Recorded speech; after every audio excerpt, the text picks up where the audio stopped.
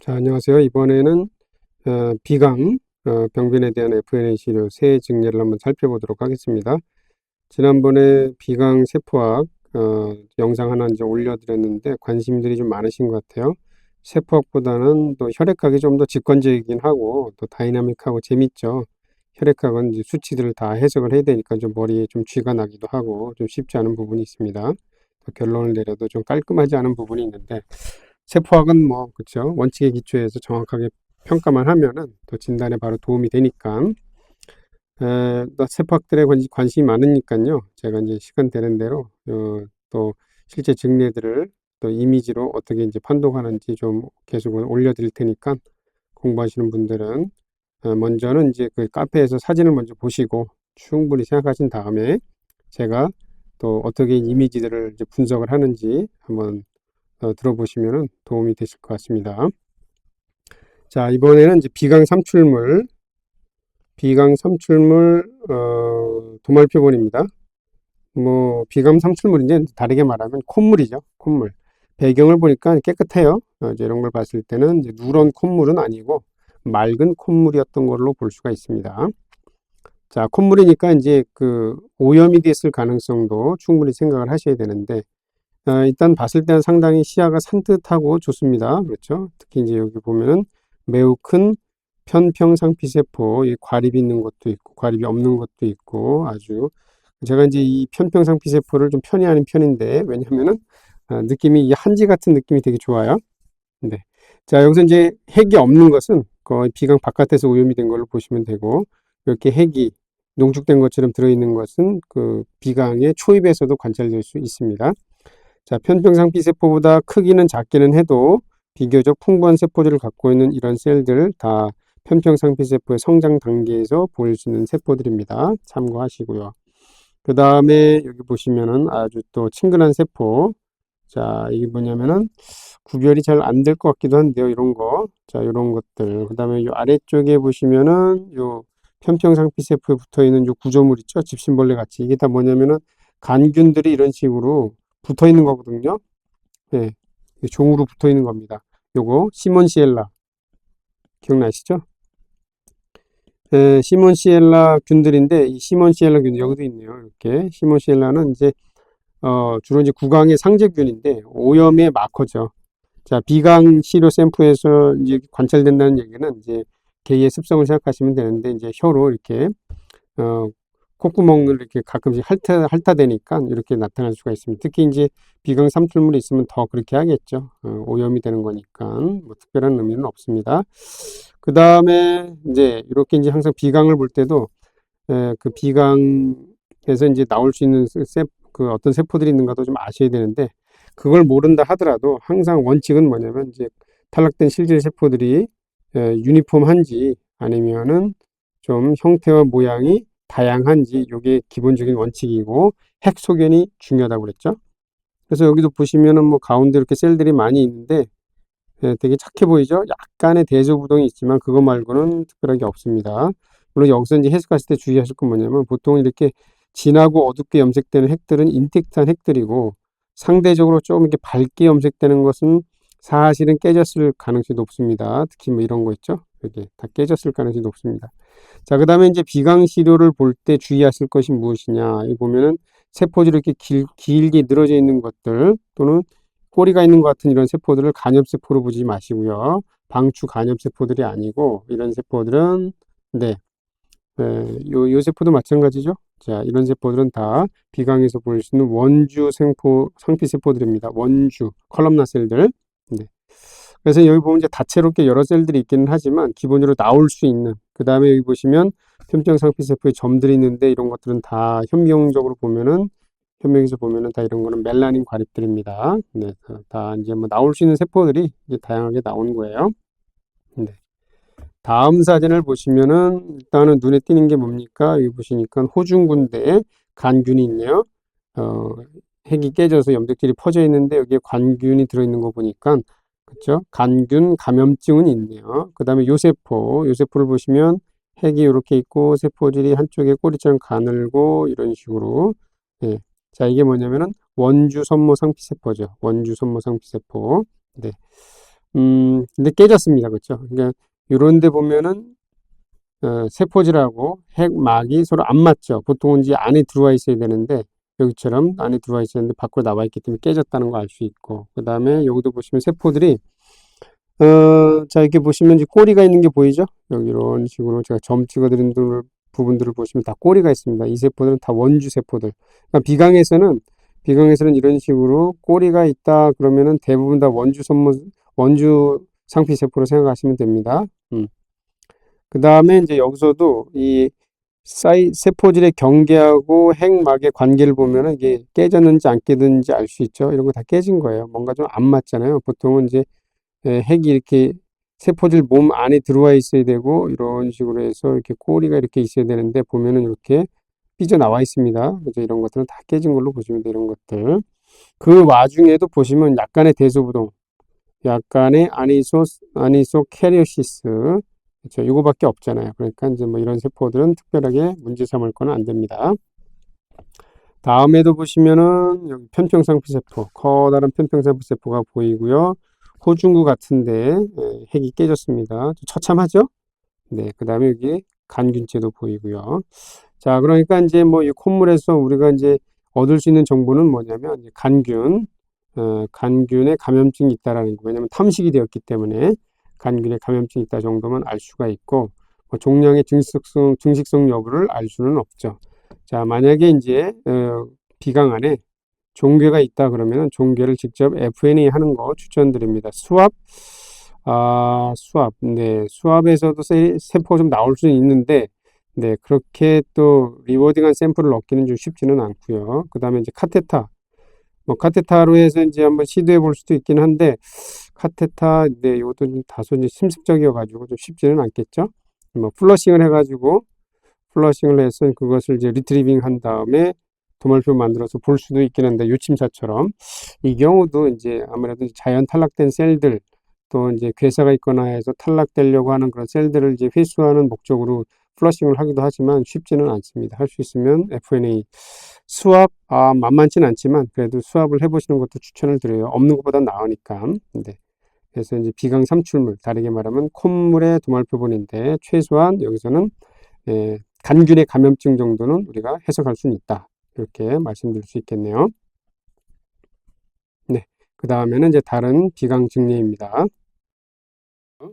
이렇게 혈액이 많이 혼입이 됐다는 얘기는 뭔가 이제 종양성 증식일 가능성이 높다라고 얘기할 수도 있겠죠. 왜냐하면 이제 종양 증식이 있을 때는 혈행이 또 같이 동반되다 보니까 FNA 했을 때 혈액이 많이 흡인이 되겠죠.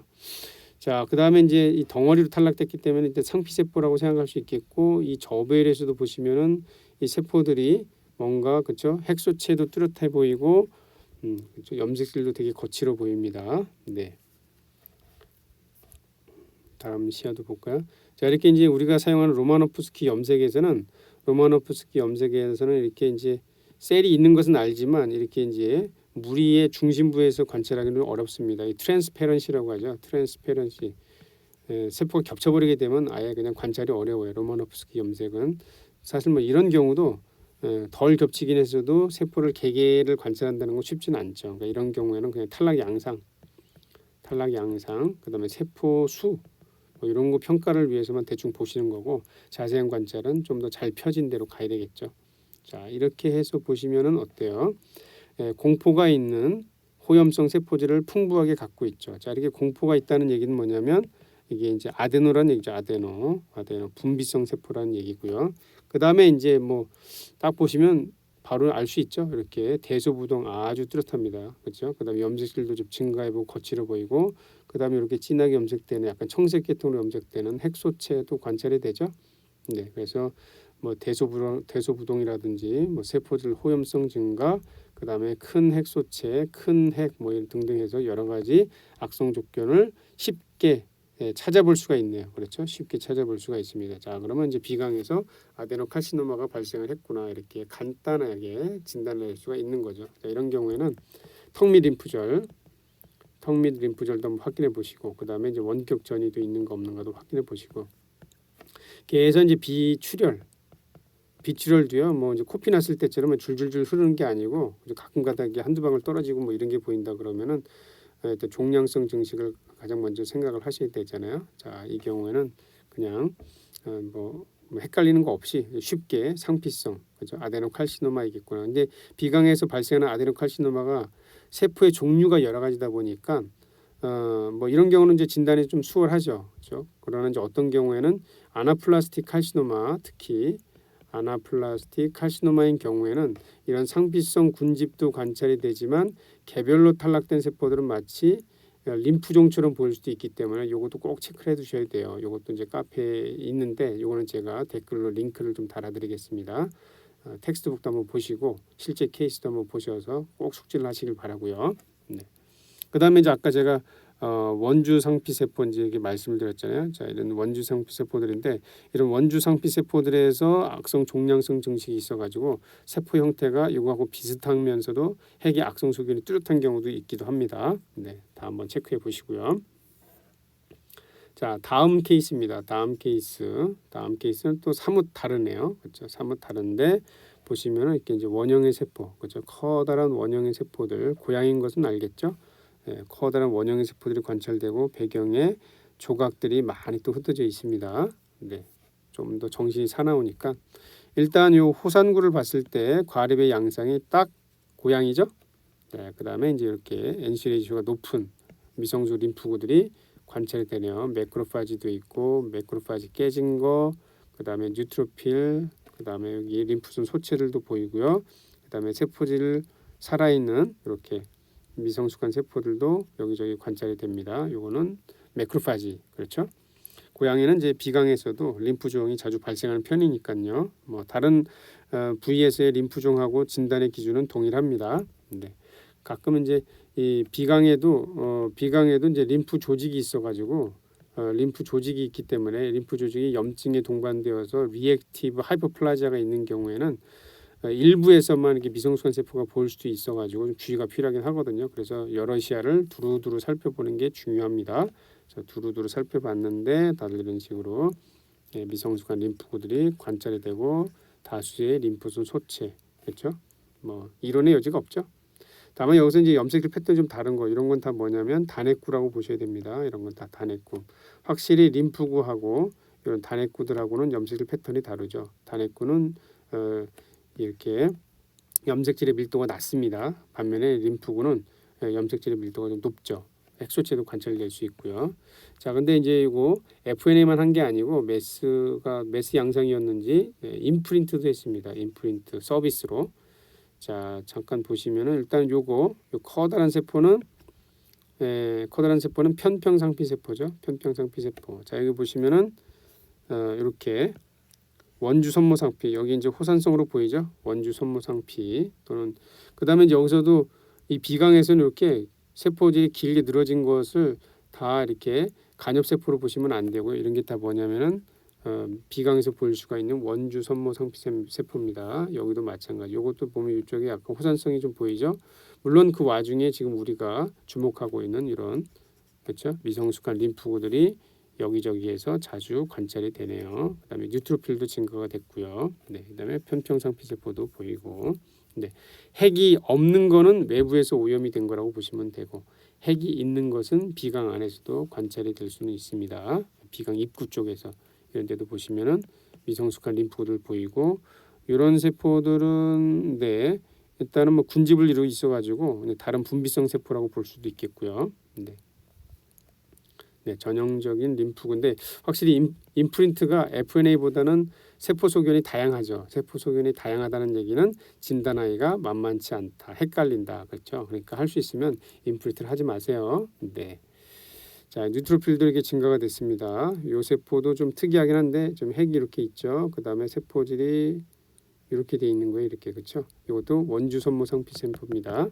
네, 이것도 종양세포, 이거는 종양이 아닌 것 같네. 세포질의 호염성이 약하니까. 자, 그 다음에 요것도 역시 원주 선모상피, 요것도 마찬가지입니다. 그죠? 세포질이 다 이쪽에 그렇죠? 꼬리가 약하게 있고 짧게 있고 그다음에 나머지 몸체들이 다 크죠. 약간 이제 가블레셀로도 볼 수도 있습니다. 가블레셀이라고 들어보셨죠? 가블레셀 여기 분비성 물질들이 이렇게 있으니까 가블레셀. 네. 그래서 비강에서는 이제 여러 가지 셀들이 관찰될 수 있으니까요. 네. 그 다음에 여기도 종양세포도 이렇게 보이고, 이런 거는 좀 덜 성숙한 편평상피세포, 이거는 완숙한 편평상피세포. 그 다음에 이런 세포들은 뭐 그냥 간엽성 세포로 퉁쳐도 되지만, 이런 것은 배상세포로 볼 수 있습니다. 가블렛셀. 요것도 어때요? 좀 세포의 성질이 다르긴 한데 이것도 다 상피세포로 보셔야 됩니다. 특히나 이 세포도 보시면은 핵이 이렇게 있고 사이토플라즘이 이런 식으로 돼 있잖아요. 네, 다 이렇게 이런 식으로 다 원주 섬모 상피 세포들입니다. 그 다음에 뉴트로필 증가돼 있고 림프존 소체 관찰이 되고 림프종이네요. 물론 이제 고양이는 뭐 이렇게 다병수에서 또 림프구의 증식이 있을 수 있으니까 소화기도 체크해 보시고 신장도 체크해 보시고 다 체크해 보셔야 되겠죠.